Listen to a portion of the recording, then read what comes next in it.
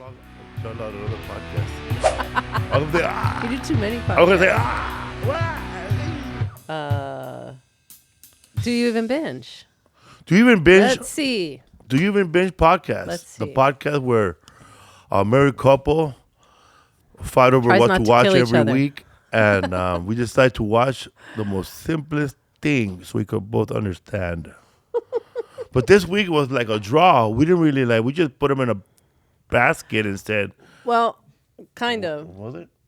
Well, kind of. We're doing a two-parter today. In the beginning. Oh, that's right. Right. I wanted to do a little wrap-up, a kind of recap, not recap, an extension from last week, right? We talked about aliens, right? And Alien and all the first, what did we talk about? Just the first two, right? Yeah. And in the comments, we had an overwhelming number of people in the chat and then in the regular comments who said that we should review or watch Predator versus Alien. And I just we were like, okay, well, we'll do it. We didn't do it because of time, but we decided to do it this week. And I gotta say, I'm disappointed in you guys for suggesting that because it was bad.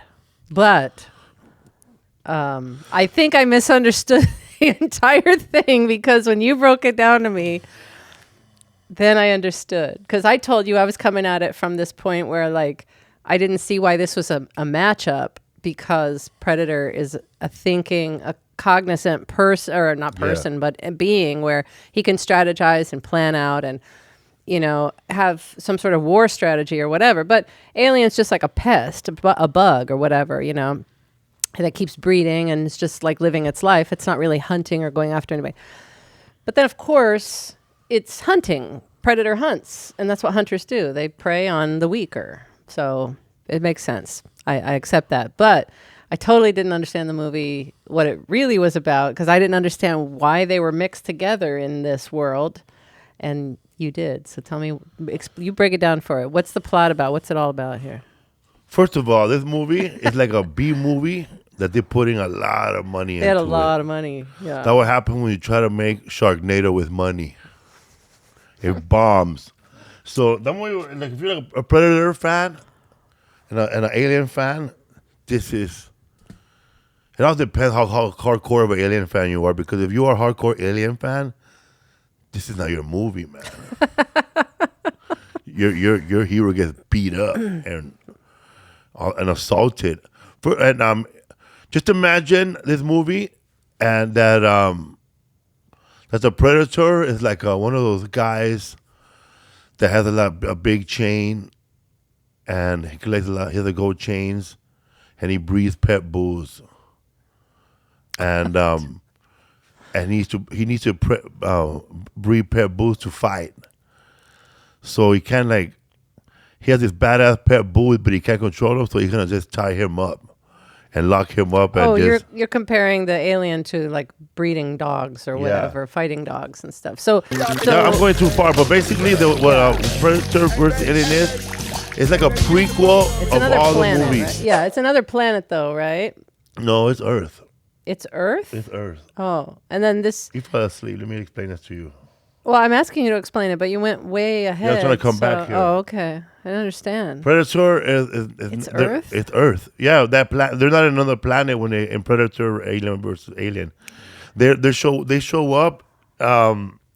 First of all, it starts off with a bunch of scientists who are, some of them are archaeologists and some of them are botanists. They're talking way too much too. By the way, they could have cut all that part off and got to the place where they're going. There's 30 minutes, almost 30 minutes before you see an alien or predator. Yeah. And then it's 50 minutes, maybe more than 50, 52, 53, until you see them fighting, like their first interaction fighting. But yeah, so there's this world. It's an underground thing, right? I don't know how the sacrifices tie into it all and all that. The archaeologist, which is played by, he's an Italian guy. He's looking for a lost world in the beginning of the movie. And just like in Jurassic Park, when that fool's trying to figure out if these fucking dinosaurs were birds the crystal before. skulls, and they look like aliens. Yeah. How come?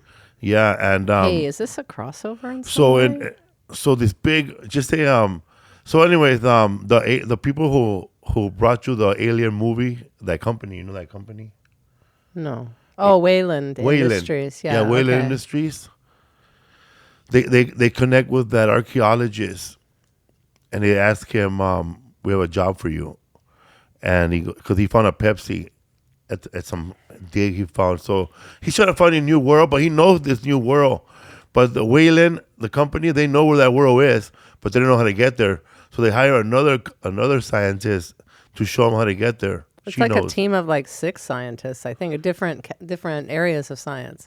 Yes, the whole movie, basically the Predator, he has a big female alien or whatever they are, he or she, and they have her locked up in It's a a chain. queen, yeah. They have her locked up in a chain, and she's just there, man, withering. And every 100 years, they make her breed eggs, and that world where they went somewhere where like it might be Egypt, I don't know what world it is, but they worship the predators in this world, and they see them as gods. So every 100 years, the predator shows up, and he sacrificed 5 of those villagers in that temple, and their bodies make these aliens come out.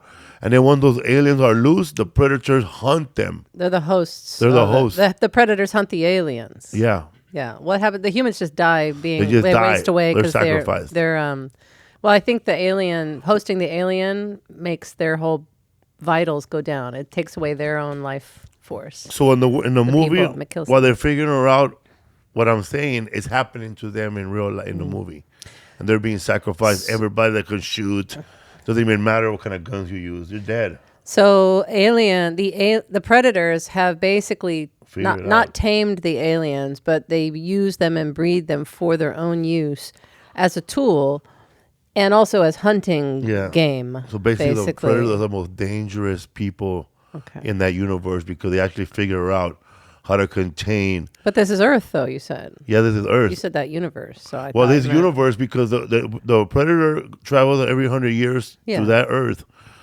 and the predator is a known time traveling predator. Oh, you said that's why they do time travel. Why do they do time I have travel? no I didn't idea. understand that. See, they haven't touched on why they- a predator time travels. I thought I didn't know about the time travel. I thought he just jumped from planet to planet. No. Which would We have no idea. Which how would time- take you there in a different time because it takes so many light years to get somewhere.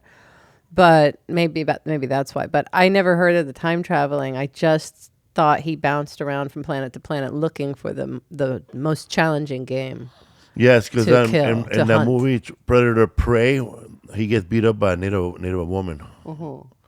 Maybe they don't time travel, but it seems that they've been yeah, around. that's right. I didn't watch that when you watched that, right? In Colombia, right? It's set in No. Colombia or somewhere else? It's set in Americas. That one? Yeah, in the 1670, I think. Oh, okay. Yeah, so So yeah, that was it. There was a lot of yapping about so science and stuff on the way. so to the fighting. The last time the Predator left, which was 100 years ago, they blew up that part of that where the temple is to cover it up because it got out of hand. They let too many aliens out, so they had to like boop boop boop boop, self-destruct. Everybody self-destructed. Yeah. So we still don't know what does Wayland want with these aliens. I don't know, because that's never been apparent from day one. I think that they wanted to get in the business of colonizing other planets. That's what I understood from the first and second one, that they're interested in finding what's going on these other planets to see which ones are inhabitable by humans so that they could probably start colonies and, be the first one up there to put your apartment building up there or businesses up there or whatever, if there's going to be human travel to these places. That's what I got, that they were doing it for that. The very first one, it does look like they're out there mining for something. So I'm not really sure what Wayland's intentions are, but I think they're just supposed to be this big, unfeeling entity, corporate entity that we all go, they suck, Because they were the ones keeping all the secrets and endangering the whole crew and aliens in the second one. So they're not to be trusted. I think that's what we're always supposed to take away from that they're the man, I think. But I don't know. But I like the That's way the way I got it. I like when you never seen you never seen the Predator team up with a human ever. And this one, ever. yeah. So he teams up with what's her name in Yeah, the movie. I didn't really I like that at all because it felt kind of one of those corny things, you know, where they're forcing the predator to be nice, or it's kind of like when they made Terminator nice in the second one. Nice to them, you know what I mean? And then he's not as ruthless and all that stuff. So it's like, why do we need to see a softer side of him? Or it's because I was talking about this with Isaac. He doesn't need help to fight the alien. He doesn't need help to fight. I mean, it's not like he was challenged by Arnold Schwarzenegger, so maybe this one is a challenge for him.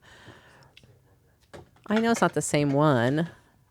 I keep movies together in the same world like they should be, because the aliens should have the same abilities and strengths from one movie to the next, no? You know what I noticed in this movie, Alien vs. Predator? That the aliens mimic, and I don't know how far they are from the Predator and the movie with Steven Seagal, Marked for Death. Because in Marked for Death, this Jamaican guy puts a curse on him, and that Jamaican guy has a twin brother, and the way they walk, their like the stature, Predator? And their dreadlocks, and they both have a spear, identical, man. What movie was that? Marked for Death. Oh, Marked for Death. Look up bad guy in Marked for Death. It's this blue-eyed Jamaican guy, very eccentric man. He's been in a lot of movies. He's a good actor.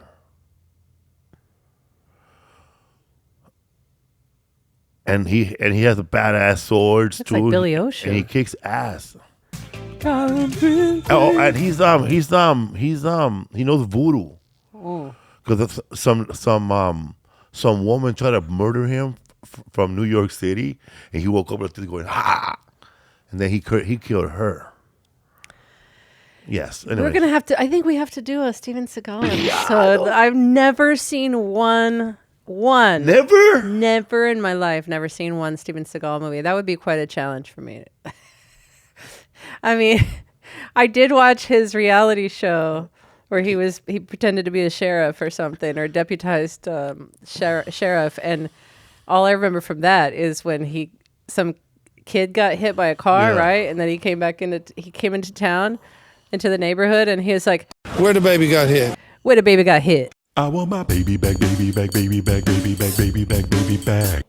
Like that was his way. He literally said those words, "Where the baby got hit," in that way, because he's in Louisiana, and I think he thinks that's the way to talk to this group of black people he's trying to help as a sheriff. Where the baby got hit. No, man, Marked for Death. I died for days from that. But then, remember, he had Spidey sense too in that show as the sheriff, and he would look on the sidewalk, and it was like cops, but he's looking out the car, and he sees some people like on the street, and then the focus narrows like Spidey sense, like you could just see like tunnel vision toward the crime. I was like, what is going on? What is this show? That show was so bizarre. Because he was not a cop. Oh, here it is. Where the baby got hit? Where the baby got hit? Oh, I don't know if that's the one. That's not He would be, but. and then it would end with him singing the worst blues ever. That's right. He did play his blues music. Oh my God, the white man blues with the harmonica and stuff. That's like Jim Belushi, and oh my God, there it is. That second so face. Look bad. at that. All his cop friends are there.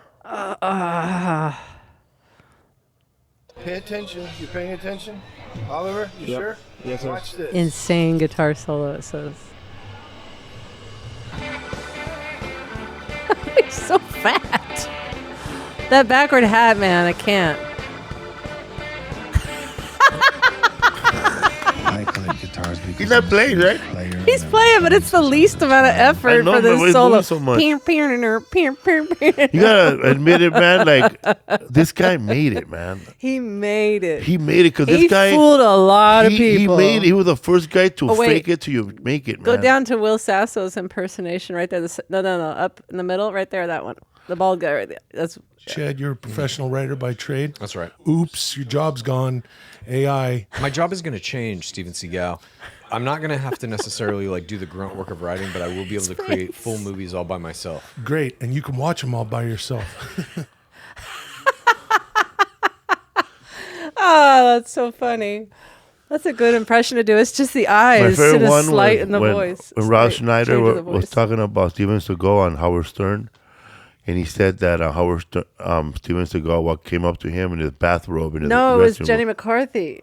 No, it was Rob Schneider. Well, Rob Schneider. Rob Schneider said that he came up to him in the bathroom and goes, "Guess what? I just read the most amazing script ever." Yeah, it was Jenny McCarthy, but it's okay. Go ahead. It was Jenny Sorry. McCarthy? No, go ahead. No, go ahead. No, then. I think you're right. I think it might be Rob Schneider. Jenny McCarthy might be Exposed. the Christopher Walken story No, where he was walking around set with that dirty apple in his pocket and he kept taking bites off of it. That was a different one. Never mind. And he drove a busted ass station wagon think to set every day. that story right there, but fuck my story, but that story right there with the apple, because I'm just imagining. He had it in his pocket. You know what a nasty apple looks like. Christopher Walken's teeth. You know the way he looks when he's mad like this, and he's biting the apple going. But I must say, he probably has the apple, and he's walking around the corner hitting a fat boy and coming back. No, he's not. You think he has a little bit of weed in No, it? he's eating the apple. He just kept pulling out. He offered people the apple. I don't know if it was Davis. Must have been Robert Schneider, but I think you're probably he right. said When he did, he what's the movie called? Demolition Man, right? one of those. Yeah, Demolition I Man. just read the best script ever. Who? Yeah. Who wrote it? I did. I did. I could see him doing that, man. Has a music album where he sings in a Jamaican voice and does reggaeton. Yes, we need to. This. This is him singing. Me want the punani. That's his yeah. song. You gotta hear this, baby. Look, he sings right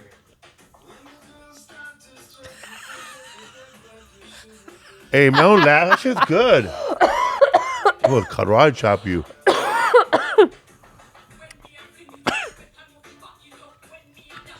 Oh, Keep playing it.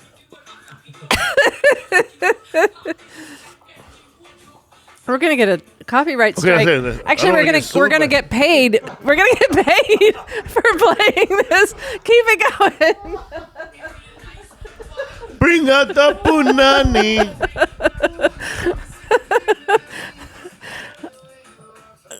If Me I would have love not the known way it was you Steven are. Seagal, I would have liked it. Stop.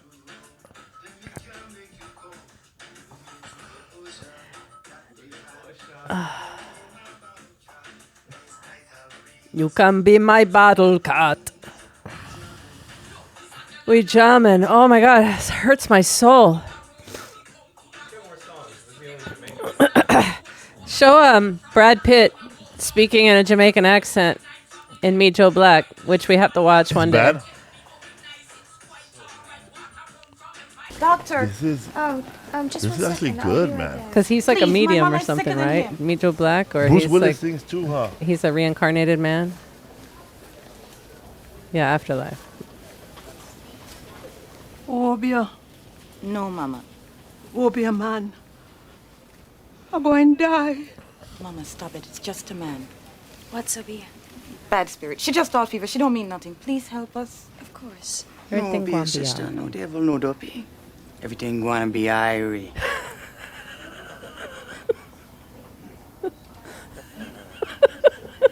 Have you registered? Everybody just pauses too, man.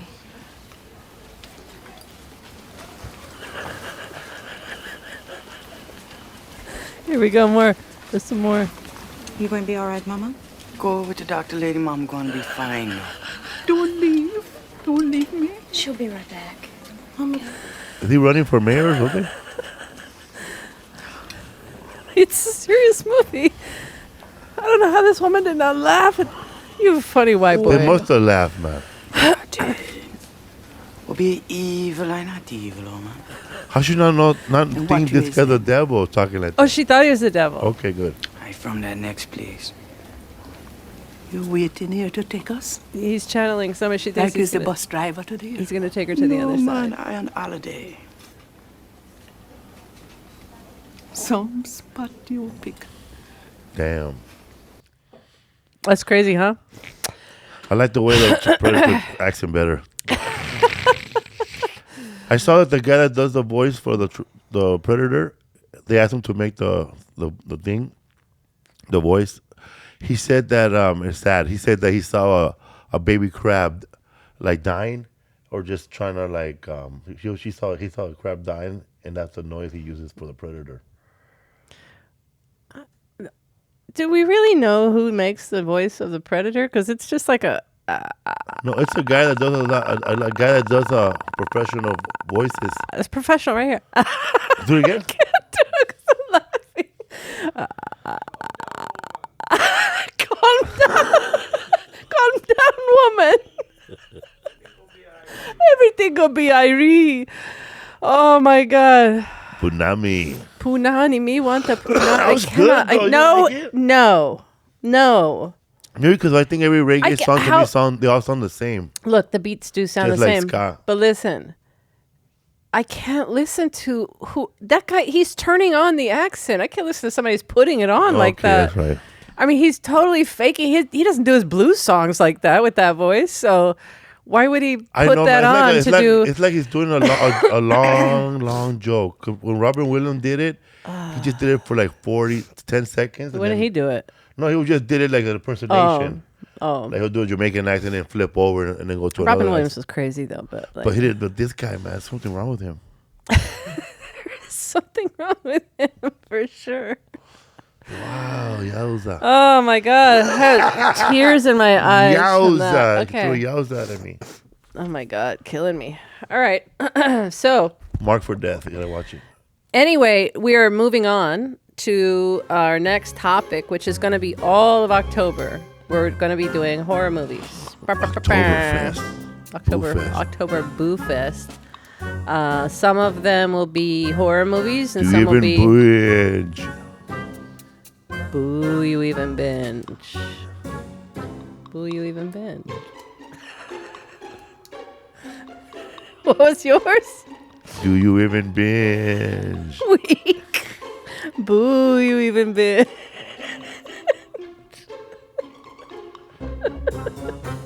I don't know. We don't need a theme for She's this. over there. But That's something maniacs over here. propane maniacs. The propane maniacs. No. The propaniacs. Oh, it's an inside joke, but King of the Hill Peggy joke. Hill. Peggy Hill. Long live Did you Peggy compete Hill. with your mom too like that? No. When you were little? No? Okay. I trounced my mom by the time I was 13. I was in charge in the household.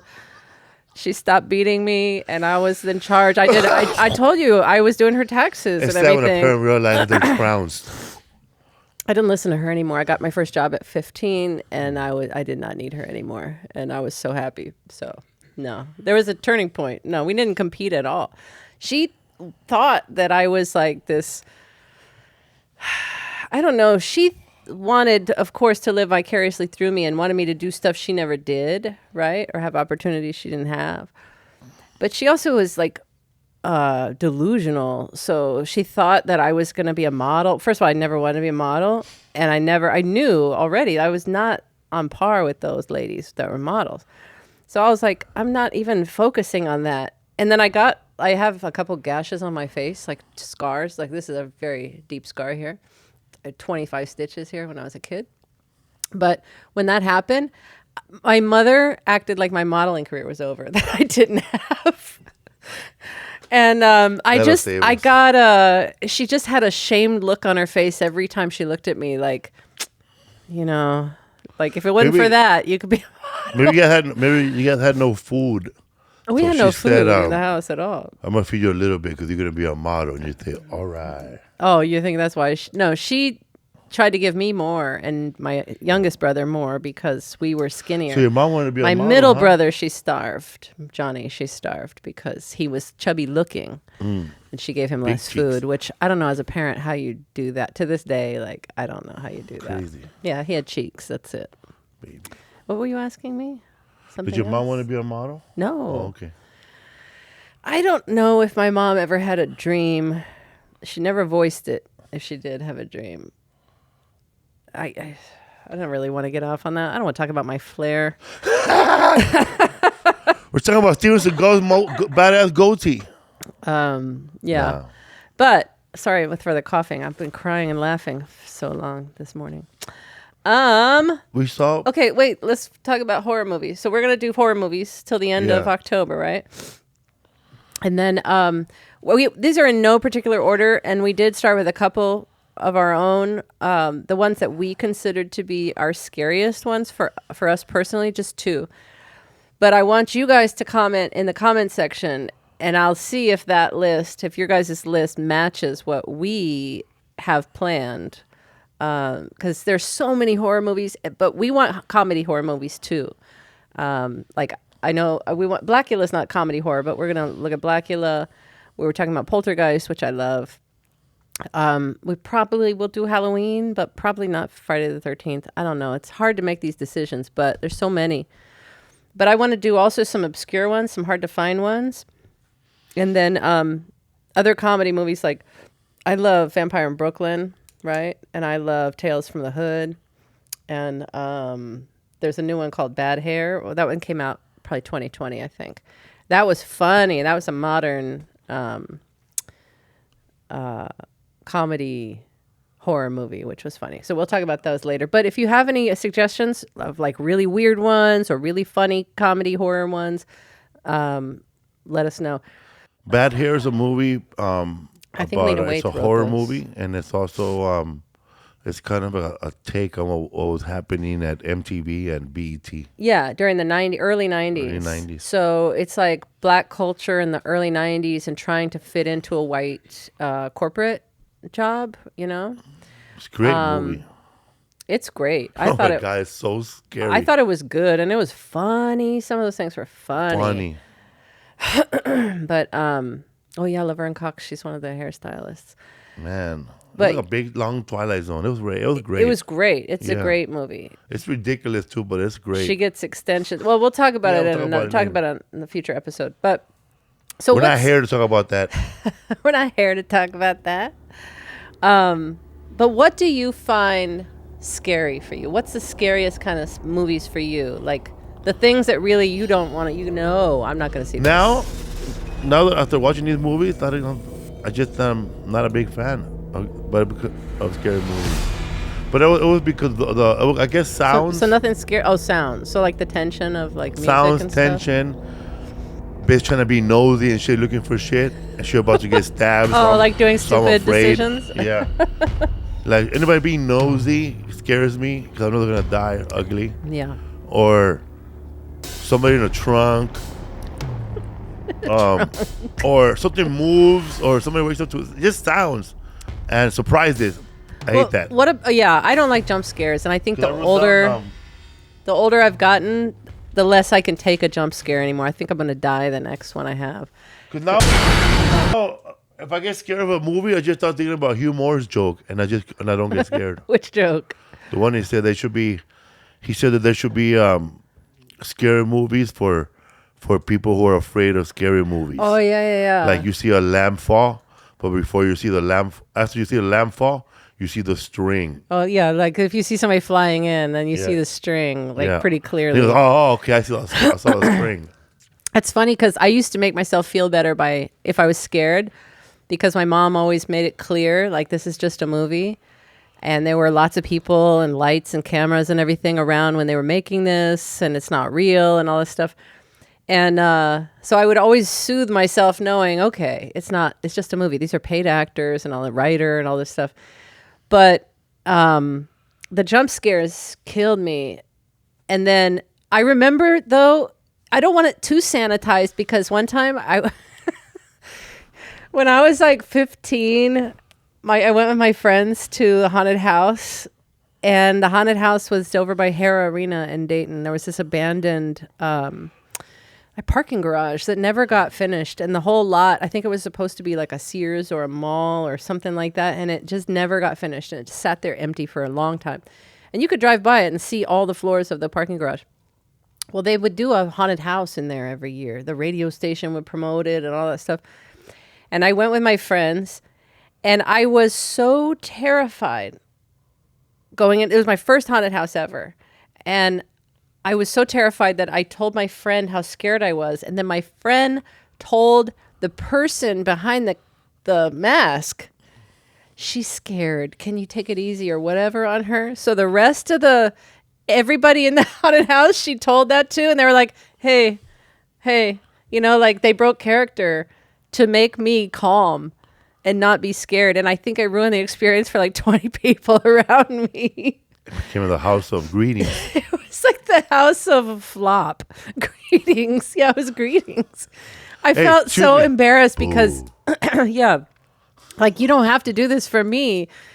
I'll be okay, but I just want to tell you, my friend, how scared I am. Damn, man. But she started, like, I think she knew somebody who worked there, because a lot of these people were high school kids anyway, or college kids. So I think she knew one of the people, and then, like, the Wolfman or something, and then he, like, told other people, go easy on her, go easy on them. But we were in a group of, like, 10 others that we didn't know. So I think I ruined their experience, too, because nobody got scared. I ruined it all. But anyway, jump scares. When we went to the Queen Mary a couple years ago, man. I think it was before COVID, right? Yep.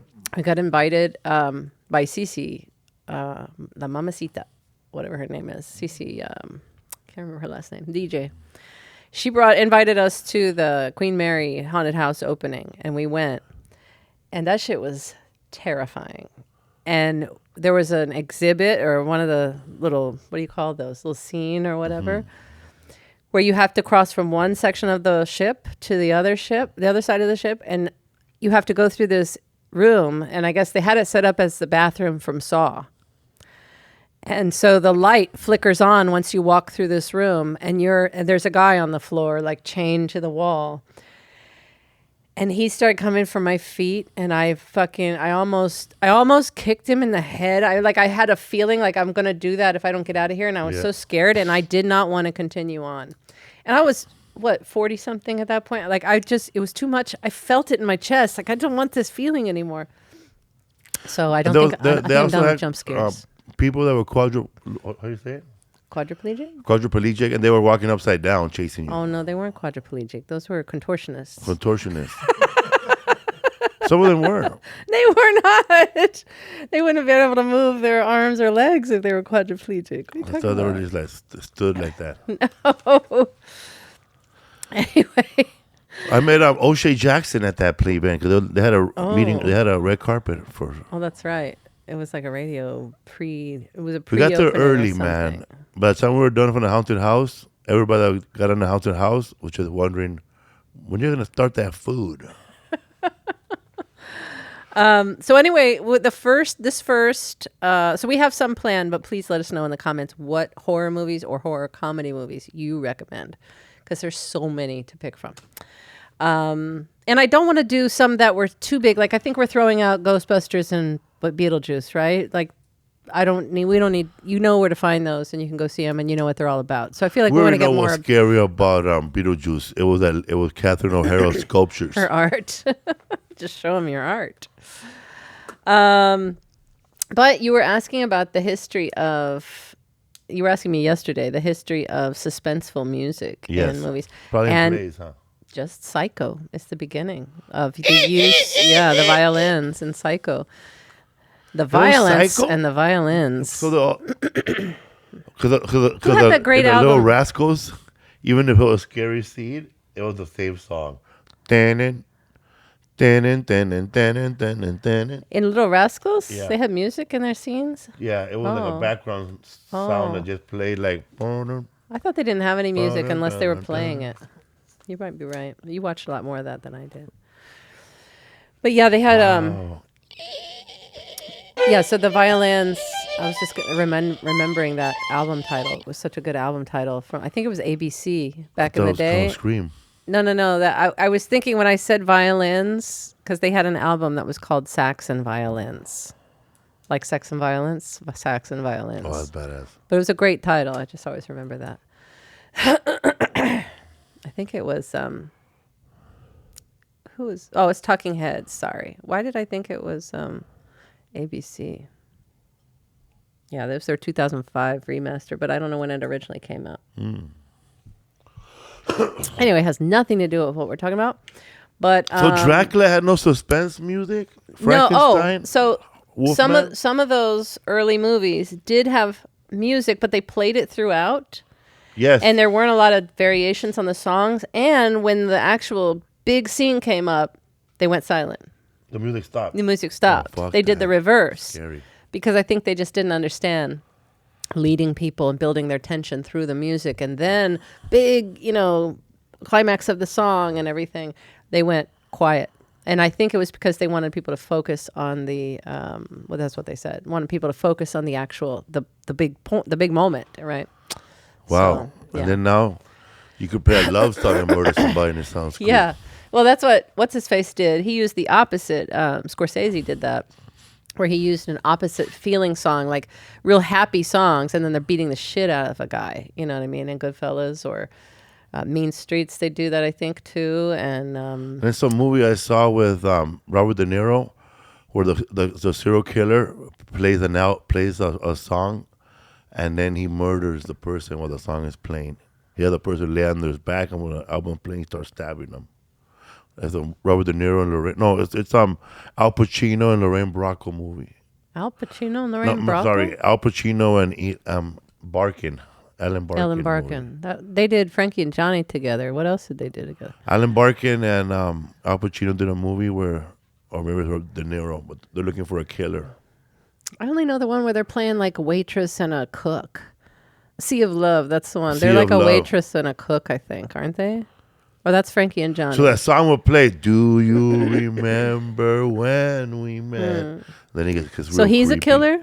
Is no. he? Oh. He's looking for the killer. Oh, he's a detective. I never saw Sea of Love. He thinks it's Ellen Barkin, but when he finds out it's Ellen Barkin's ex, he's very hurt. Spoiler alert, thank you. Yeah, no, you're not watching this. I'm not.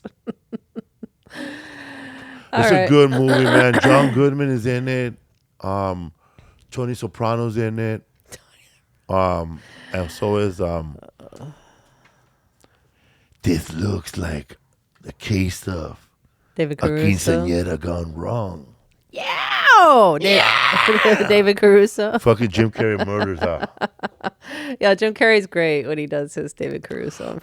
Okay, David Caruso style.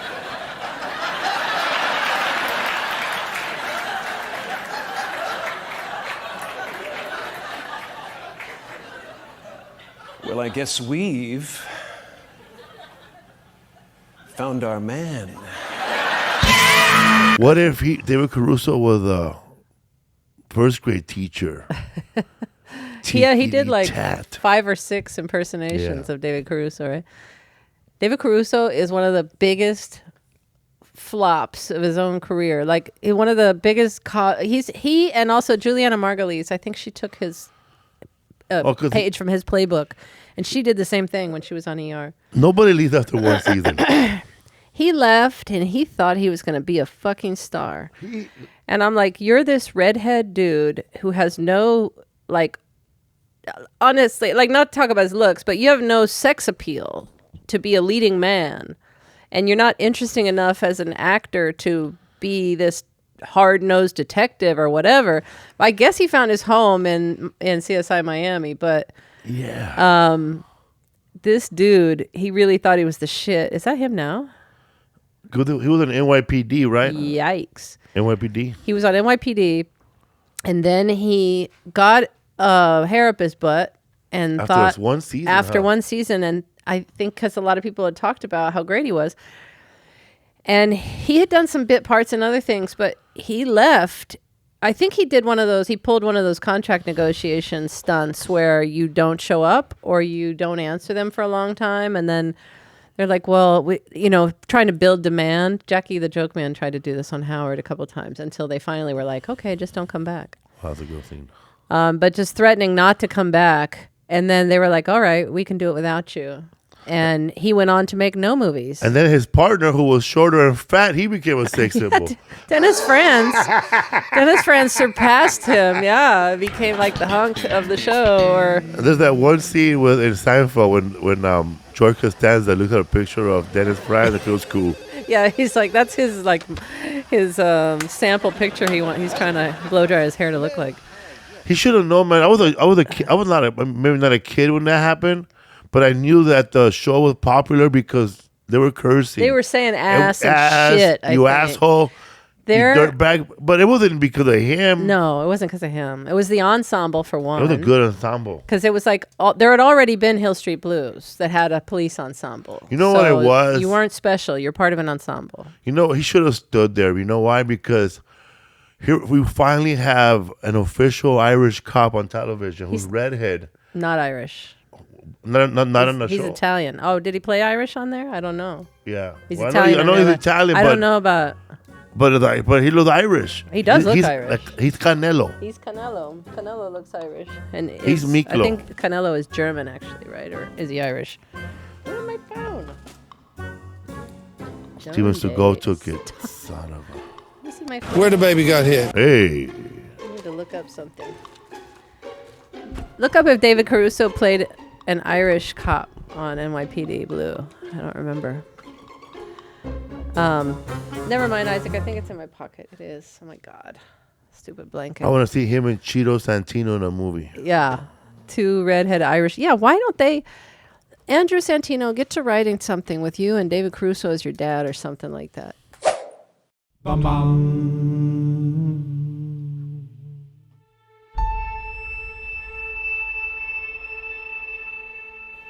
I can remember it like it was yesterday. But yeah, he took off, and Juliana Margulies did the same thing. Contract negotiation. She thought she was bigger than she was, and they said, "See ya." And she eventually she redeemed herself and had Good Wife, which lasted, I think, 5 or 6 years. That's all you need to. Oh yeah, Italian and Irish. So he has the Irish. So he played John Kelly. That's an Irish name. Yeah. So yeah. Okay. But there was never, there hasn't been a John Kelly Irish cop with red hair on TV ever. No, I worked for a John Kelly though in New York City. I used to know a bad cop in LAPD. He threw me down. His name was John Kelly? Kelly and Shepard. Oh wow. His partner was Shepard. Oh yeah, you talked about those guys before. They were friends with what's his face, right? Furman. Yeah, they were good cops. I was a bad guy. But Mark Furman used to come through your projects too, right? When you were a kid. We didn't know he was Mark Furman. We just thought he was a cop till he got famous. He got famous later. But what else?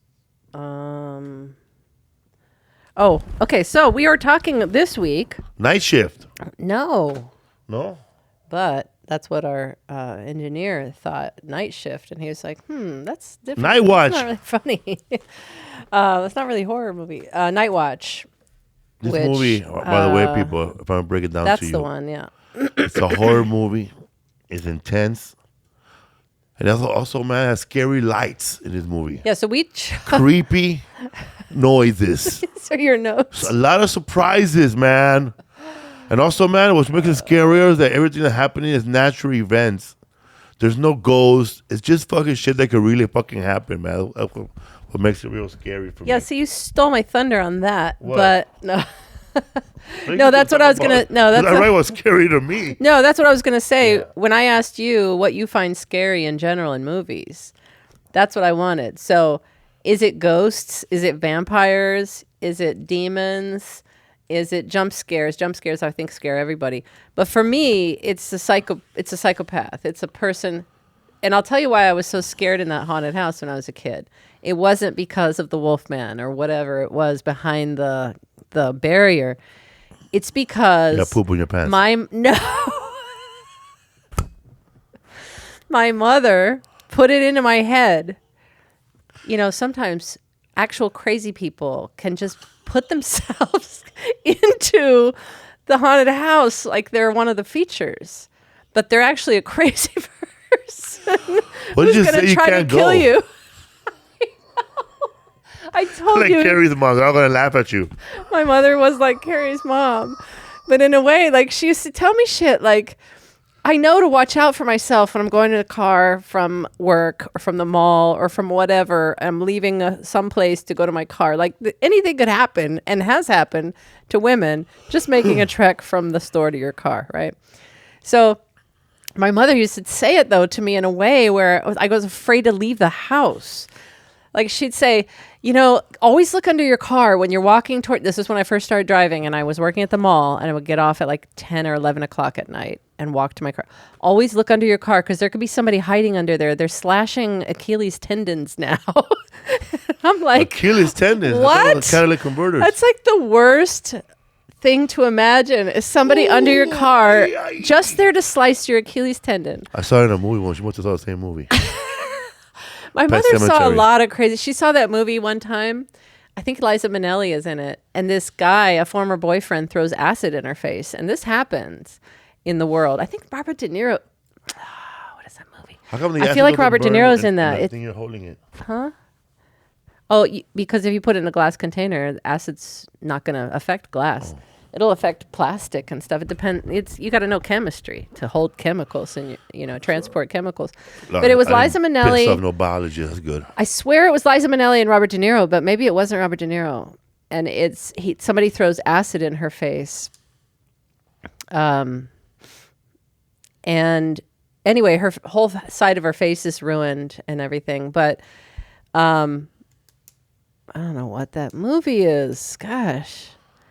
But anyway, so she's disfigured, and it was a boyfriend who wanted to disfigure her and ruin her for other boyfriends or other men in the future because she broke it off with him. Yeah, I think it is New York. Maybe it's not. I'm going to do a Felipe search. Hold on. Movie where an ex-boyfriend throws acid in Liza Minnelli's face. Oh my God, didn't even... Movie where some ex-boyfriend throws acid in Liza Minnelli's face. Tell Me That You Love Me, Junie Moon. That's it. Tell Me That You Love Me, June. She's disfigured after her abusive boyfriend, Ben Piazza, throws battery acid on her face. No relation to Mike Piazza. No. And then she meets and moves in with two patients she meets at the hospital, a gay paraplegic and an epileptic. Who wrote this? But anyway, so he disfigures her. But anyway, so my mom would just fill me with all these things that this is what the world is like. And of course, she never left the house, but she wanted me, I guess, to stay around with her or something. But anyway, the point of what I was saying was I get scared by real people and their horrible thinking that people do when they're evil, So that's what scares me the most. Psychos, Shining, stuff like that. So Nightwatch is our first movie that we watched. That to me was my scariest movie that I had seen. It stars first of all, there are two versions. There's a version from Hungary. And then it was remade 4 years later by the same director, but starring Ewan McGregor. So that came out in 97, 98. And Ewan McGregor plays a medical student who needs a job where he can study on the job. And so he gets a graveyard shift. There it is. And he gets a graveyard shift working at a morgue as a night watchman. So he can read his books and everything. But it's so suspenseful. First of all, it's a morgue. So the setting is very suspenseful. And I guess they're undergoing construction. So a lot of the place is blocked off by big black plastic sheeting, which looks like black trash bags. The big what are they, pine trees, fir trees out front are covered with the same black plastic sheeting. And I think it's supposed to be kind of like body bag, like symbolizing like a body bag sort of thing. Interesting. But the whole movie, you see that it's very foreboding, very scary feeling. Just seeing it is scary enough, and it's billowing in the wind and everything. But so he's a night watchman in a morgue. Weird training. Do you have a trailer on the? Yeah, let's watch the trailer here. Nick Nolte's in it. Patricia Arquette. Josh Brolin. See those bags right there? Those plastic bags on the front. So I'll be alone here at night. Didn't they tell you? Well, sometimes an ambulance or police He gets like 10-minute training from the guy who's retiring. And you have to go.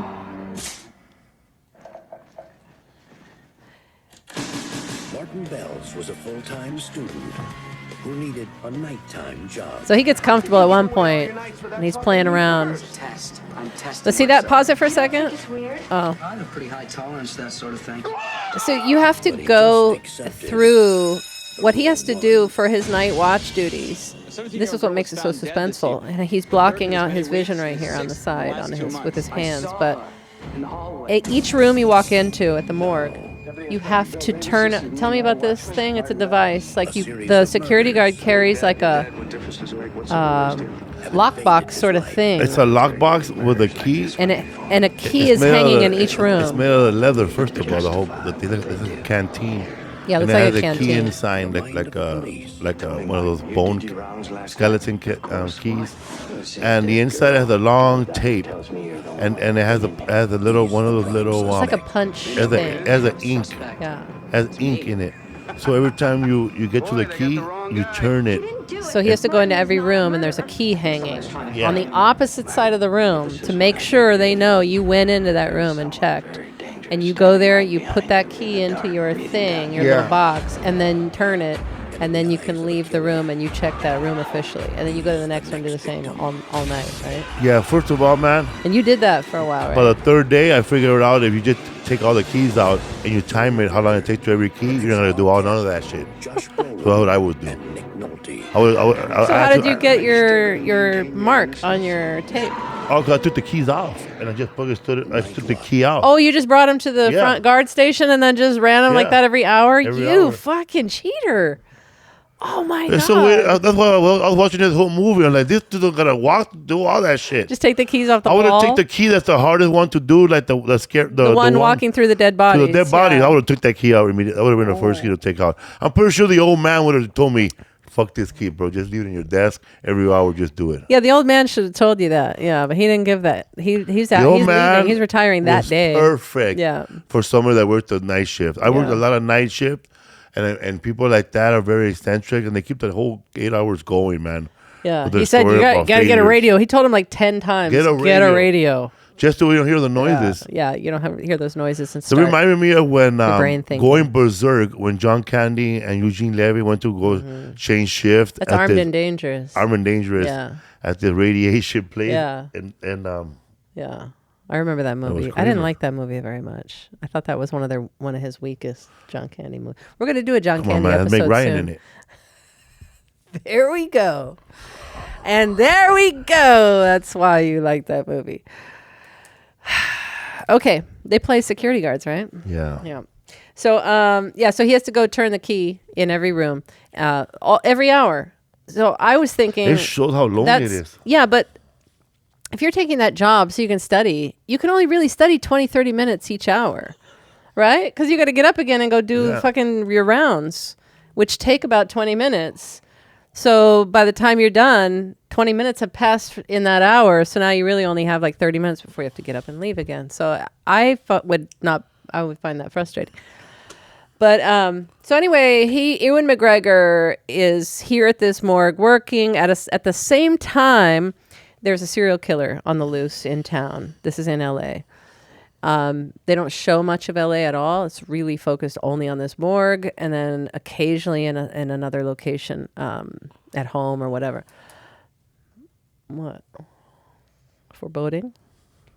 Yeah, I said foreboding. I know what that was. Oh, you had to look up foreboding? That became the word of the day. Because I like that word.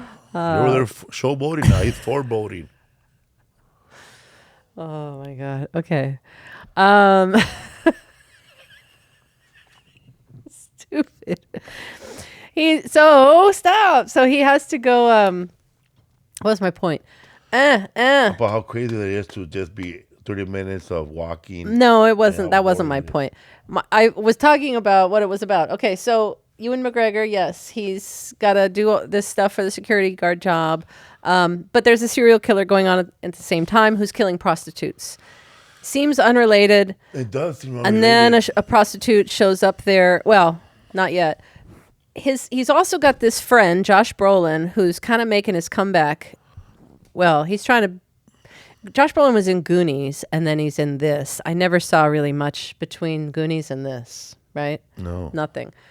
So this is really his first adult role, not lead role. He's a supporting actor, but he is prominent in this movie.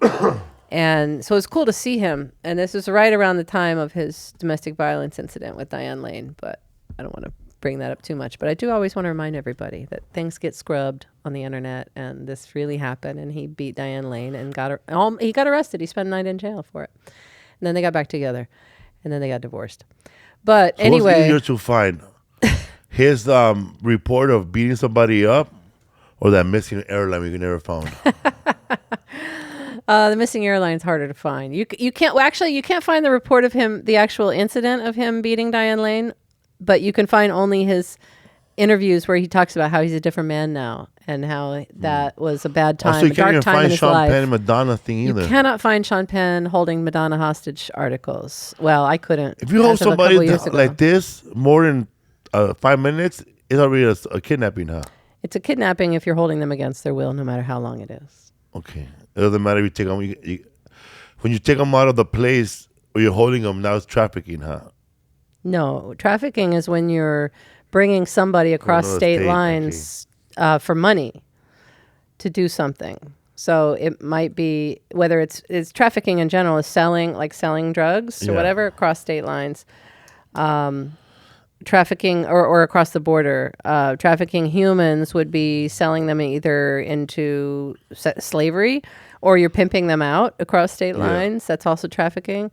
And trafficking would also be like human slavery, which happens a lot in immigrant communities, Chinese communities, African communities, and people come here to work for a family, and a family like sponsors their visa, and then they steal their passport and they don't let that person leave for X number of years, which does happen. And because they know this person has no passport, like this person has no passport, so what are they going to do? Who are you going to complain to? Like, you have very little recourse, or at least they think they don't have any. We told my rights grandmother she want to stay with us. She has to clean. There's such a sad story. I don't want to get too deep into it, but such a sad story that came out. I think it was LA Times a few years ago, where this Filipino man wrote a story about basically a love letter to his Filipino nanny, who lived with them. And this has nothing to do with the movies, but it moved me so much, this story. But he had this Filipino nanny and housekeeper in their lives that he admittedly did not treat very well because he was a bratty kid. But a lot of Filipinos would, even if they weren't that rich, could afford to have someone who was poorer than them working for them, whether it was housekeeper or nanny or whatever. And it's common in the Philippines, but these people brought this woman with them to the United States to live.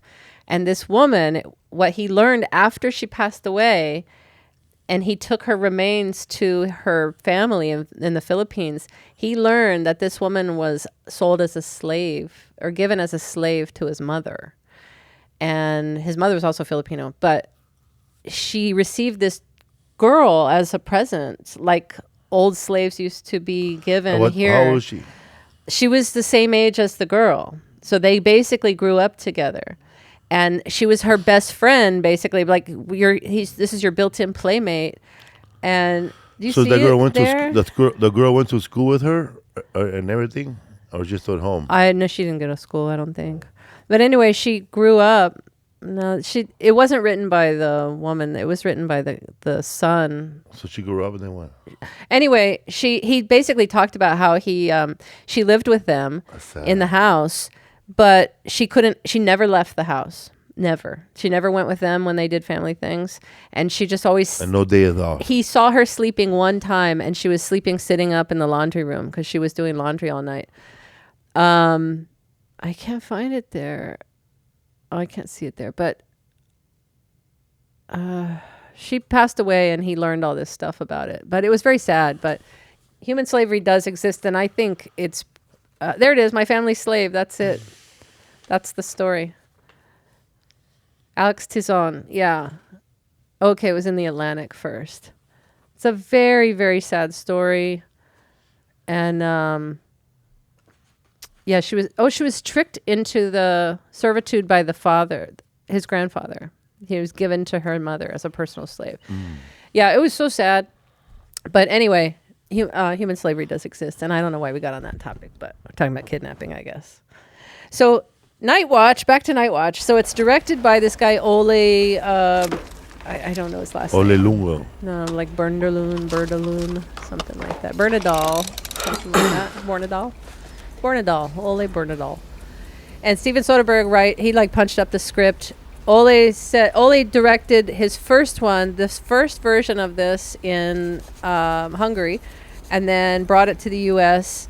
and they kind of redid it, tweaked it a bit for the American audience. And he thought Steven Soderbergh kind of watered down his script quite a bit. And anyway, it's terrifying just because of the scenery and the tension that builds. Josh Brolin's this wild card friend of his who you kind of suspect as the killer, but he's not the killer. But you really do think it at first. And he connects Ewan McGregor with a hooker just to kind of get a rush out of life. And then that hooker ends up dead. And then all of a sudden Ewan McGregor is now a suspect.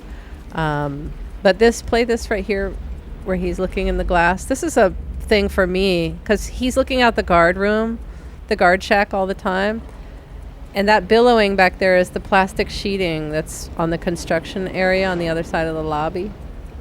But him seeing his own reflection most of the time in this whole movie is it's creepy to me because there's nobody else around. All the lights go off after everybody leaves. It's just this isolation with yourself. And but it's very scary. Nick Nolte is in it. He's great too. And a good use of music, tense music, but also these moments where it's completely silent and then his rock music starts because he's trying to distract himself. Anyway, so that's that movie. Okay. There's some gore, but mostly it's psychological thriller. Nick Nolte in it. Yeah, Nick Nolte. What was I gonna say? Oh, we didn't get the scene. There's no scene with Patricia Arquette seeing the person's hand coming out the door. I don't think you found that one. It's all right. We don't have to keep doing that. You can go to the next one, which was for you, your scariest movie that you saw as Changeling, a kid. Was the which Changeling. I don't even know what that means. I have to call it the Changeling. Changeling. I saw this movie when I was a kid, man. It's probably the most scariest movie I ever saw, next to Friday the 13th. And I'm sorry, Nightmare on Elm Street, which I walked out on. You walked out why? Because it got too scary? Yeah, man. Once he was dragging that body in the high school, I was done. Me and my little brother, we left. I was too little to be watching this movie, first of all, because we were always now too that little. I watched it, I had no idea what the plot was. I just know that it was fucking scary as fuck. And they were at the monster's house, so that's scary enough. Yeah, it looks like Addams Family. And this movie, I wrote down, man, it's fucking... if you're like me, man, if you don't like scary movies, I would avoid this movie because it's scary as fuck. It has a lot of noises, sounds, surprises, intense music, fucking ghosts, I realized. And the most creepiest part about, man, that I don't like watching a movie is when this person tries to find out what's going on. Like, what do you want to find out? Just leave. Yeah, I know. Just leave. Because after the first thing, okay, so you had Cool the clothes, scene, by the way, scene man. up there with the ball, the red and white ball, right? Okay, so George C. Scott. Wait, do you first have the accident? George C. Scott plays a father who's grieving. Oh my God! Yeah, because grieving. his wife and his child, right here, were killed by an oncoming truck that slid in the snow. He's in the phone booth here making a call when their car broke down. And he sees this truck coming. And they're in the middle of the road or what? They're on the side, but he has to, that big truck swerves to avoid that car and then plows into them. So, family killed instantly right there. And he had to watch right there. So then it starts. That's how it starts. And he's a composer.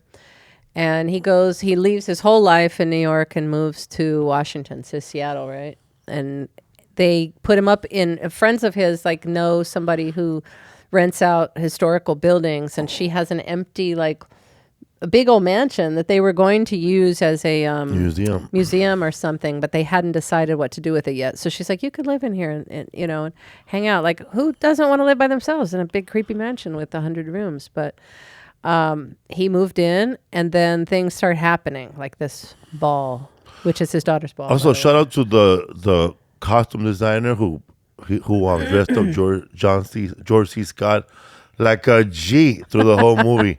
He is dressed good, man. Like he should every scene. He looks rich. Could all be the in a time. GQ magazine. Yeah. Here's the ball coming down. Yeah. He threw that ball away, by the way. In the ocean. In the river. And it comes back. It's his daughter's ball. And it's wet. So it came the out scariest of part of this movie, now when I watch it again, was when he wrote that new song, and then later on he found an old music box. He found an old music box, and it played that the song. exact same song. He never heard the song before. Like, and he had just composed it, like 2 days before. He had composed the song, and the banging of the bathtub. Let me tell you, I was so scared I cried. 'Cause I was a little kid. Oh yeah, you mean the drowning? I was crying in my bedroom. The drowning? Yeah, the drowning and him banging. I was crying so much, and then I said to my mom and dad were like, "Why are you crying? It's a scary ass movie." And then my mom said, "You think your dad's gonna drown you?" That was her answer. Maybe. That was her answer.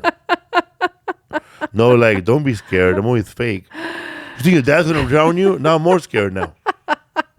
I fucked up the lovemaking here. I think it's a possibility. Yeah, is there what is this one you have here? Oh yeah, the drowning. Maybe this is the one. Play this.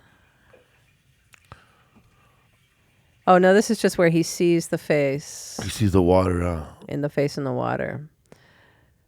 But there is a drowning scene. I don't know if it's hard to find. First of all, hard to find either of these movies. And then you said that the Changeling, you confused it with another movie. There's a lot of Changeling movies. And I didn't know that means crisscross or whatever. Well, a changeling back in the day meant like there used to be like an old legend that a sleeping baby, you put your baby to sleep, and if you're not paying attention, it can get replaced by like some troll. Excuse me. Hello? Yes, I do want to insure myself more. Yes, man, just bribe me up. But in so a changeling is usually like a troll or some sort of weird demon or something that appears in place of your child. But then it was just used liberally in these movies as just a swap of a child, right? So there's an Angelina Jolie movie called The Changeling, which I never saw, but her son goes missing. This one is more closely related to the chicken coop murders in the Riverside, California, back in the 60s, 50s, 60s. The one with Angelina Jolie? Uh-huh. You didn't see it? Uh-uh. I thought we saw it together. No. When? You watched The Changeling with them? Because you said the chicken coop, and I saw that movie with the chicken coop.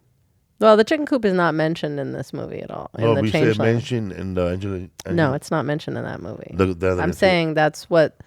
Because I saw a movie where I did see a movie where a woman did get her son, and she realized that wasn't her son. Then she investigated and she found a chicken coop. Well, maybe that one does. I never saw it, so I don't know. Maybe they do dive into the chicken coop. The movie that I saw is the Changeling, but not with Angelina Jolie. But the Changeling for that movie is the more common Changeling that I knew, which is a kid goes missing for a few years. Enough of those, in that period of time where a kid can change its looks and things, right? Where a kid develops beyond its childlike looks.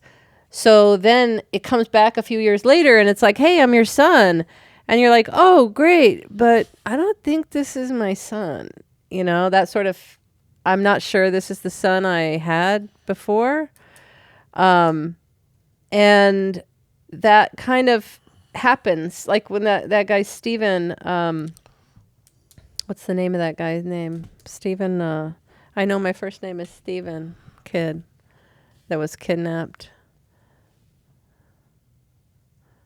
Oh God. I know my first name is Steven. Adam. His name is Steven Stainer. And so Steven Stainer, when he went missing and he came back a few years later, at first they weren't sure. First of all, they weren't sure how this kid was going to react. But the kid was like 5 when he left, when he got kidnapped. And then he comes back and he's like 13, 14. So how do you really know, other than doing a DNA test, that that's your child that you really lost? So that's always the kind of plot point in The Changeling. But this one, The Changeling, was different because, and this is where it lost me, because the father is grieving. George C. Scott is grieving about his daughter, right, and his wife. Then the house that he moves into is haunted by somebody else, not his daughter, even though he's playing with his daughter's ball, that red and white ball, right? Yeah. But it's a child, and then they have a seance there. And then the medium, they record the seance, and they find out that this boy died in that house in 1909, and he was 9 years old, and he was drowned in a bathtub. And so after he was drowned, he was crippled too. He was handicapped. So the father just didn't want him anymore, and he drowns him. But the father was not mentioned in his father's will. The father's father left everything to that crippled boy. But if anything were to happen to that boy before his 21st birthday, then the father gets nothing. Nothing. So the father killed this boy, then goes on some trip to Switzerland, adopts another boy from an orphanage, and then raises that boy as this boy. So that's The Changeling. It's more of a kid swap. He swapped out his kid for another kid who's healthier. And then basically, because they were over in Switzerland getting all this therapy, but really he was adopting another child and living there until he was 18. The kid now has all these different looks and everything. There's a new one also with Lakeith Stanfield right there. Slightly different story, but again, swapped out baby. What's the name of it? The Changeling. Oh. There's so many changelings. But I haven't seen this one. When did it come out? 2000, what does that say?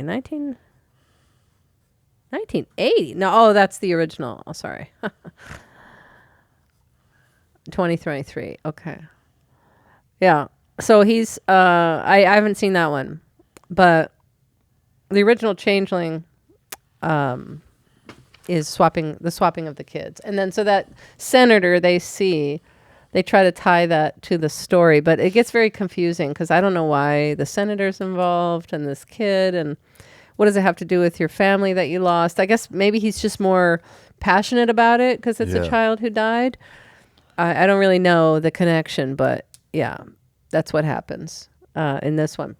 And give my medal. I'm in the well. Yeah, and then he said he was in a well. So then they go to this house. They have to dig up the floor because the well's been built over for years. How was the seance though? They had like 3 seances with that lady. The one when she talked, and she was like, they only had 1 seance. No, it was.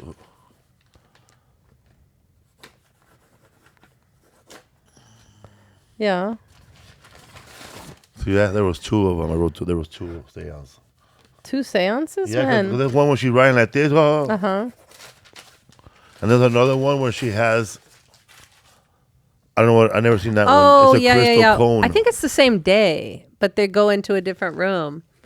And they put some cone. I thought it was a decoration. And what was that cone?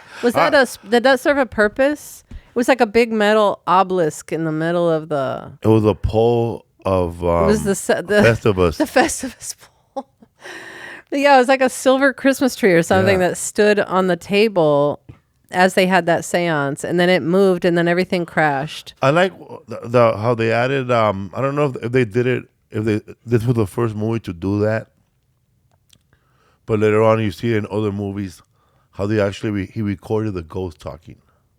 Yeah, well, they usually record. He recorded himself because he was. I think he liked using his reel-to-reel recorder. He used it for other things. So he decided to record. But most people will record the session themselves, like most because he recorded, mediums. he had he heard the ghost talk. Yeah. But I'm saying that was the first time. I wonder if that was the first time ever to be done in a movie. Because later on, Ghostbusters does it. Mm-hmm. Other people Poltergeist do it. They do it too. In Yeah. Poltergeist, they do a lot of video in Poltergeist too. Of course, there wasn't really a lot of video in 1980, like home video. No, not really. No. So yeah, that's their seance when she's. And then what else? No drowning in the tub. I guess there's no clip. I don't want to hear the ghost. I said, don't be lying. No, don't be lying. The house. By the way, the house used for this movie was not a real house. Studio? No, it wasn't a studio either because they couldn't find the right setting that matched what the director wanted the look to be. So they built a facade that was $200,000.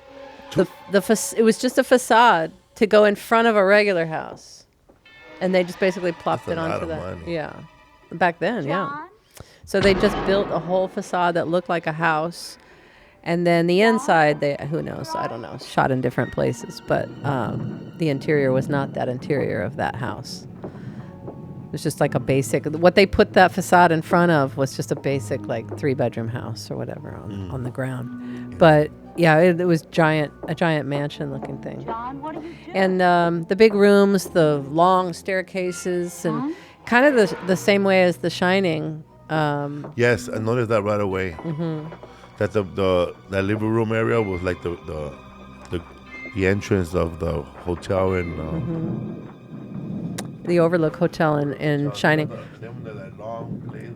The long hallways, the weird doorways, so like, the windows and stuff. It was all very. That actress, man, to scream that way, knowing that that's a fake ass chair, nothing in it, that's pretty good, man. Mm-hmm. She reacted pretty good. You talking about the other woman? She gets chased by the wheelchair? Yeah, gets chased by the. She was married to George C. Scott too. She's in one of my favorite Columbo episodes. Yeah, so this is I laughed at this part, but so they see an old-fashioned wheelchair. I guess the crippled kid who was killed in this home used this wheelchair here. We could play it. It's up in this attic room here. Uh-oh. I don't know why she keeps looking back at it. Stop looking. She keeps stopping and looking. Hold on, watch. Huh? Or maybe she didn't. I thought she kept... there she keeps turning around.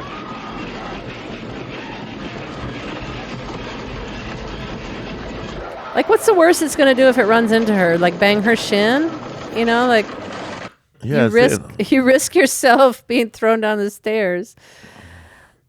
Or move to the side. Or move to go, like duck into one of the other rooms. There were plenty of rooms to get into.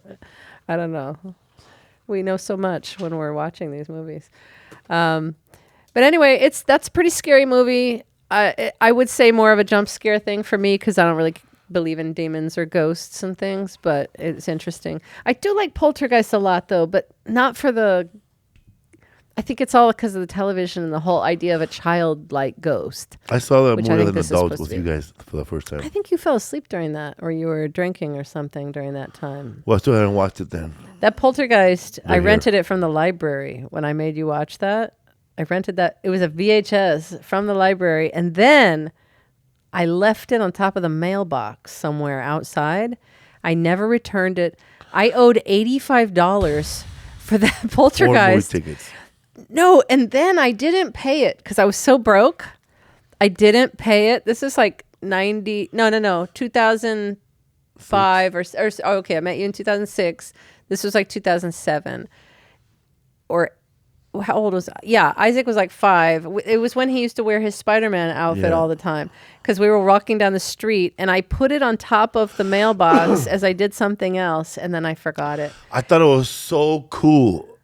Rented DVDs for free at the library and then watch it in my room by myself. Not that cool, bro. I really thought it was cool because I'm not paying for this. I'm not paying for this. Do you get as happy when you get to take a book out of the library for free? Yeah. Well, you are. I guess that's for you. I don't really see a big deal about it. I feel like no, because I didn't have. First of all, there's no Netflix back then. No. And I kind of the rentals. Actually, there was Netflix back then, but there was the kind of Netflix. I never heard of Netflix. Yeah, Netflix existed when I lived in New York, and I heard used it a lot. Netflix in 2010. No way. Yeah. That's not true. I knew you in 2006. You knew Netflix. But the way it worked back then was they sent you up to 3 movies in the mail, DVDs.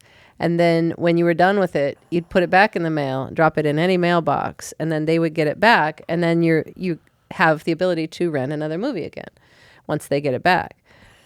But that was a bad business model eventually because all those things ended up scratched, broken, whatever, lost. And then people just had a hanging movie that was never returned in their queue. And then they went to streaming anyway. So you think all those DVDs from we had in just in America are in a trash somewhere and floating or burned? Well, if people were smart, they shredded the DVD, but they probably there's still a big chunk that people are trying to sell on eBay. They are. Those DVDs on eBay, that's the only place to go to eBay. Is to go for DVDs is eBay. What time a fan? Or when a video store closes down, they sell all their stock. That's the best. What time a fan, he knew because I like Terminator, he gave me the box set Terminator. Mm.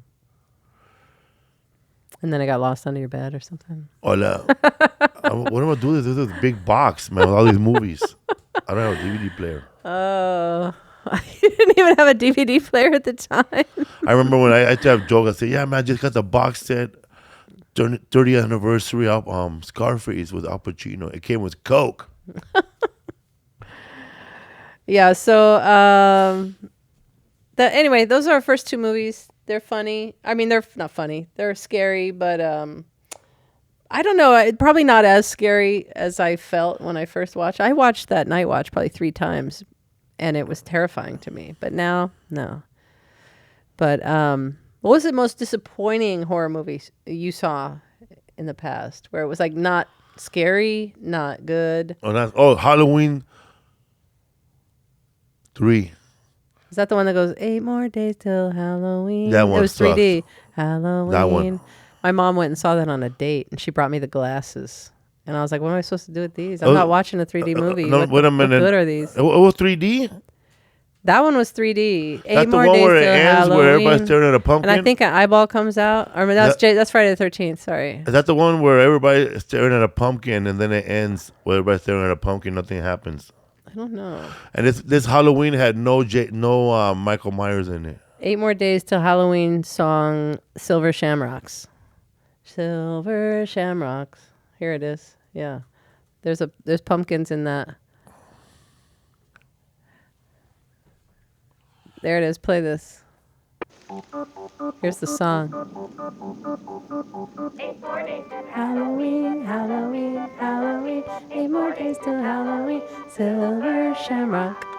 So I never saw this, but I knew the song. The plot of the movie was everybody put their pumpkin on Halloween and stare at the television. Oh, is that what it was? I don't know. One of the big Halloween 3. That's right, 3 horrific. But I'm pretty sure this was in 3D. They're fun. Because this is the one my mom saw on her date and came back and told us about it. That movie sucked. That probably was more disappointing. I think Halloween movie where the movie ends with a Halloween in the TV screen. That was Halloween 3, by the way. Well, anyways, I saw that movie. It's sad then, and now it's even sadder because I don't know it was 3D, and I saw that fucking movie without the glasses at somebody's house, and we all were disappointed. We had no glasses. I think the 3D novelty was what sold the movie. It wasn't very good, probably. Yes, Halloween 3, Season of the Witch. The protagonist, Dr. Daniel Chalice, races to stop a nationwide broadcast from the evil Silver Shamrock Company. So no Jason, no Michael Myers. No Michael Myers in that one. Interesting. Of course, that was. I was boring. duped first of all, man, because I thought that it was gonna be Michael Myers, when I'm watching it, and I didn't. I don't know if I saw the movie at the movie theater, and if I did, I didn't get any glasses. I don't. This movie's not 3D, right? I think it's 3D. I don't think it is. Let me see. I don't think it is. Was Halloween 3 in 3D? The original was not released in 3D. However, later it was released as a special edition with 3D packaging. Oh, sad. I thought it was no 3D. It is easy to get confused because a different unproduced project was planned in 3D. This sequel was referred to as Halloween 3D. What was ultimately never produced and the project was canceled. But where did I get... Then the glasses that she brought me must have been from Jason. Yeah, Friday the 13th in 3D. Crazy Friday the 13th one. Friday the 13th 3D. When was that released? 82. Well, that makes more sense. That movie I was you're talking 10 about right then. there, That's that the one. Jason Part 3D. If you fucking got to see that movie in 3D, you're cool, man. Because I got to see that movie on television with no fucking 3D glasses, but you could see, man, like he throws a spear at somebody's face and it goes right at you.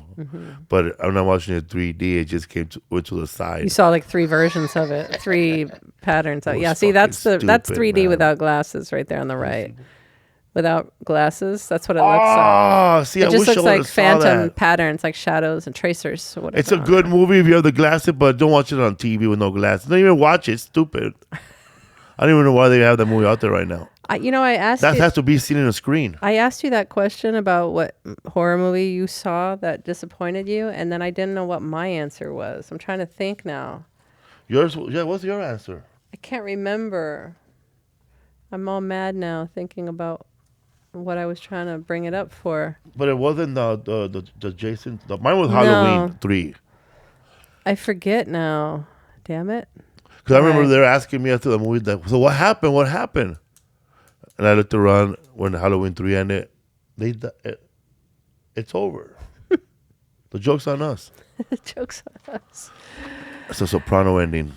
All right. So that was it. So I really didn't. What was disappointing you? I don't know. I'm trying to think. Maybe when I talk, I'll remember it. But I just was trying to. Monkey Shines. No, talk. I never saw that. I was trying to talk about like the things that scared us. Scared us the most, and that we were most disappointed in. And my scariest movie, I should remember right now, and it wasn't the fucking Changeling. It was Maniac. What's Maniac? Maniac is the scariest movie I ever saw in my life, man. It's a serial killer, and that guy, he oh my god, no, this movie came out in the 70s, and he scalps women, and he tapes their heads to mannequins, and he dresses up the mannequins in the way they look. You can lock your doors. And he's just nonstop killing. And my sister's worst horror movie that she rented was Microwave Massacre. Microwave Massacre. Hilarious. I think she wanted a microwave. Yeah, I can't remember what the fucking movie was now. I'm so mad. Damn. All right. I'm not gonna keep trying to think. You gotta see Maniac though if you ever like have Is that time. Joseph Gordon-Levitt? It is. Not in this movie. It must have been something else. You gotta see the original 1980. Maniac, man. It's scary. Yeah, I'm not interested in serial killers just constantly. I don't know, constantly. Oh my killing. god, this is so scary. Ah! I even forgot who the killer was in that movie, man. But he just kills, man. I had to watch Charles Bronson. To clear your to palate? clear my head, to know that there's people out there killing you people. All right. Yeah, I can't remember what I was gonna say, but Wish you would have had a movie. it's all right. I had a movie. I'm just That talking about disappointed you. Well, I can't remember that right now. There's so many movies. So many movies to disappoint me. Goosebumps. No. Gosh dang it. I can't think of it right now. I'm pretty sure it's funny. Damn. All right. We'll end it here. Oh. How about that? Oh. Everyone's gonna be like, "Aw." They already turned off like They 10 turned off. minutes ago. You should've remembered. All right. I'm good. We'll do more next week. Whoa. We'll Okay, do we'll probably watch another one. 3 or 4 movies between are we now and watching next next? week. We got to have them tell us what Okay, to watch tell us. next. But I Tell us. have lots of things. I'll tell you some of the ones I have in my list right now. Hold on. Young Frankenstein. Blackula. The Exorcist. Carrie. Halloween. American Werewolf in London. Orphan. Poltergeist. Stepfather, which is hard to find, but that's a B movie. I think there were Stepfather 1 and 2. There's Randy Quaid and another guy. In Stepfather? Mm-hmm. Not the first one that Oh, I'm my thinking bad. of. I'm thinking Step- Terry O'Quinn, who went Terry on to be O'Quinn. in Lost. He played the paraplegic in Lost, who could suddenly walk again on the island. Yeah, Lost is a whole other thing. Poltergeist, Stepfather, Fright Night, Once Bitten. Two of my favorite movies came out the same year, and I was 13, and I watched both of them several times. Vampire in Brooklyn, Scream, Tales from the Hood, Scary Movie, Shaun of the Dead, Paranormal Activity, the Oxnard one, the marked ones, and Bad Hair. That's my list. And I hope we can watch all those. If you have others, I'll knock some of these off. We'll replace them with your suggestions.